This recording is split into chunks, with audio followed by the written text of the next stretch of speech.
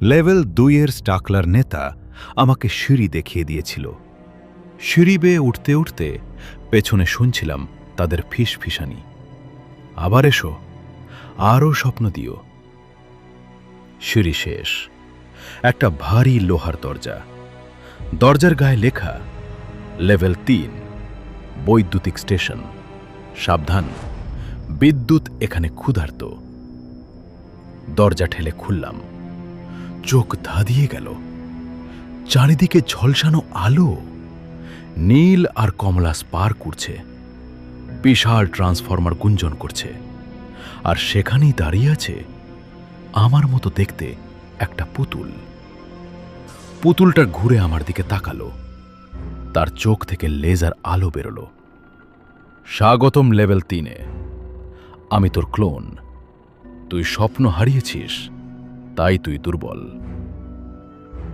Level 3 আসলে এক বিশাল বিদ্যুৎ কেন্দ্র। এখানে সবকিছু বাজছে, কাঁপছে।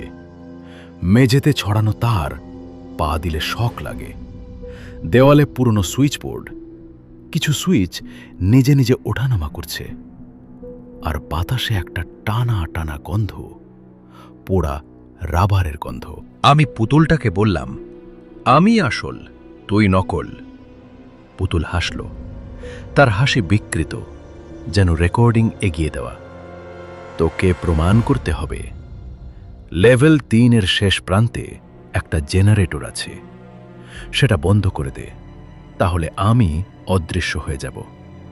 আর না পারলে তুই পুতুল হয়ে যাবি, আর আমি তোর জায়গা নেব। আমি দৌড়াতে লাগলাম। ট্রান্সফরমারগুলোর মাঝ দিয়ে একটা সরু পথ। পাশ দিয়ে যাওয়ার সময় একটা ট্রান্সফরমার হঠাৎ বিস্ফোরণ করল। আগুনের গোলা! আমি পড়ে গেলাম। হাতে পুড়ে গেল, কিন্তু ব্যথা নেই। উঠে আবার দৌড়। পথের দুপাশে আমি দেখতে পাচ্ছি দেওয়ালে আরও পুতুল ঝুলছে। সবাই দেখতে আমার মতো। কয়েকটার মুখ অর্ধেক গলে গেছে। একটা পুতুল ফিসফিস করে বলল, পালাও, ও আমাদের বানিয়েছে, তোরও একই হবে। আমি তাদের দিকে না তাকিয়ে সামনে এগোলাম। হঠাৎ সামনে একটা বড় সুইচ বোর্ড। তার উপর বাংলায় লেখা, মেইন জেনারেটর বন্ধ করতে এই 4টি সুইচ একসাথে নামাতে হবে। কিন্তু সুইচগুলো খুব উঁচু। পেছন থেকে পুতুলের পায়ের শব্দ আসছে। সে এগিয়ে আসছে। আমি লাফ দিয়ে প্রথম সুইচ টানলাম। ট্রান্সফরমারগুলোর আওয়াজ বেড়ে গেল। দ্বিতীয় সুইচ, সঙ্গে সঙ্গে সব আলো নিভে গেল। অন্ধকার। তৃতীয় সুইচ, আবার আলো জ্বলে উঠল, কিন্তু এবার লাল আলো। চতুর্থ সুইচ টানতে গিয়ে পুতুল আমার হাত ধরে ফেলল। তার হাত বরফ ঠান্ডা। আমি পুতুলটাকে লাথি মারলাম। সে পিছিয়ে গেল। আমি শেষ সুইচ টেনে দিলাম। সাথে সাথে সব ট্রান্সফরমার থেমে গেল। নীরবতা। পুতুলটা চিৎকার করে টুকরো টুকরো হয়ে গেল। তার ভেতর থেকে একটা চাবি পড়ল। চাবিতে লেখা, এটি লেভেল 4-এর দরজা খোলে, কিন্তু লেভেল 4-এ ফিরে আসার পথ নেই। আমি চাবি হাতে নিলাম। তখন লেভেল 3-এর দেওয়ালে একটা বার্তা ভেসে উঠল, রক্তাক্ত অক্ষরে, আমি ভবিষ্যতের তোর। ওই চাবি ব্যবহার করিস না। লেভেল 4 ফাঁদ। বরং দক্ষিণ প্রান্তে গোপন দরজা, সেটা লেভেল 6-এ যাবে। আমি দ্বিধায় পড়ে গেলাম। কে এই বার্তা দিচ্ছে? আগেরবার লেভেল 1-এও ভবিষ্যতের আমি মেসেজ করেছিল। এইবারও কি সে, নাকি পুতুলদের ফাঁদ?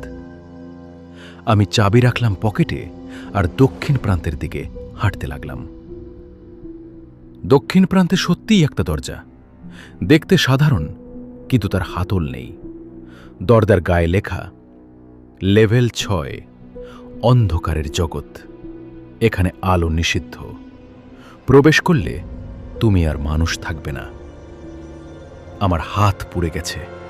আমি স্বপ্ন হারিয়েছি, আর এখন অন্ধকারের দিকে যাব।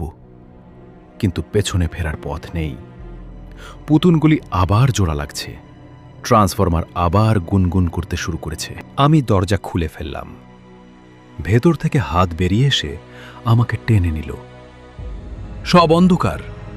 আমি আর কিছু দেখতে পাচ্ছি না, শুধু অনুভব করছি অনেকগুলো চোখ আমার দিকে তাকিয়ে আছে। আজ এই ভিডিওটা রেকর্ড করছি লেভেল 3 থেকে লেভেল 6 পথে। আমার মোবাইলের ব্যাটারি শেষ। আমি হয়তো আর ফিরব না। কিন্তু আপনারা যদি আমার চ্যানেল হরর বিচিত্রা সাবস্ক্রাইব করে দেন, তাহলে আমার গল্প বাঁচবে। পরের পর্বে যাচ্ছি লেভেল 6, অন্ধকারের জগৎ। সেখানে দেখতে পাবেন আপনারাও আছেন।